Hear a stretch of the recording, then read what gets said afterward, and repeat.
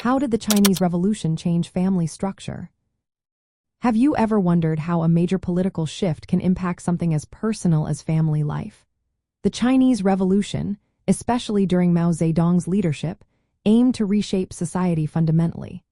One of the key targets was the traditional family structure, which was seen as an obstacle to socialist progress. The revolution sought to weaken the clan system, which was viewed as a feudal institution that upheld inequality. One of the most noticeable changes was the reduction of the family's central role in daily life. The government encouraged communal living and collective childrearing. For instance, families were urged to eat in communal cafeterias instead of at home. This shift meant that children were often placed in state-run daycare centers rather than being cared for by relatives. As a result, the traditional family's influence on upbringing and daily routines diminished significantly. Additionally, the revolution suppressed practices like ancestor worship. Maintaining ancestral tablets and halls became less common, breaking ties to traditional family lineage. This was particularly evident during the Cultural Revolution, when many of these practices were actively destroyed. The revolution also made strides toward gender equality. Women were granted equal rights with men, including the right to work outside the home and to divorce. This empowerment changed family dynamics as more women entered the workforce and gained independence. As a result, parental expectations shifted, altering the roles of daughters and sons within the family. Despite efforts to diminish the family's influence, some traditional elements persisted.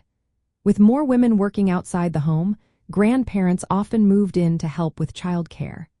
This led to multi-generational households, showing that family still played a vital role in society.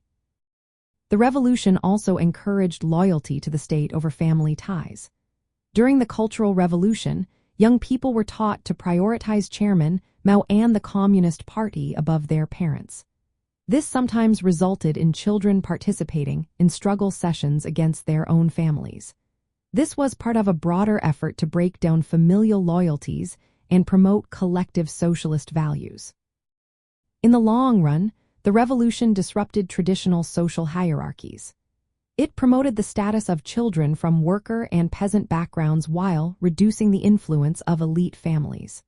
However, some traditional class advantages reappeared in later generations, although the revolution's impact on social mobility and family structure remained significant. Overall, the Chinese Revolution transformed family structure in various ways. It weakened traditional clan authority, promoted gender equality, encouraged collective living and childrearing, and shifted loyalty from family to state.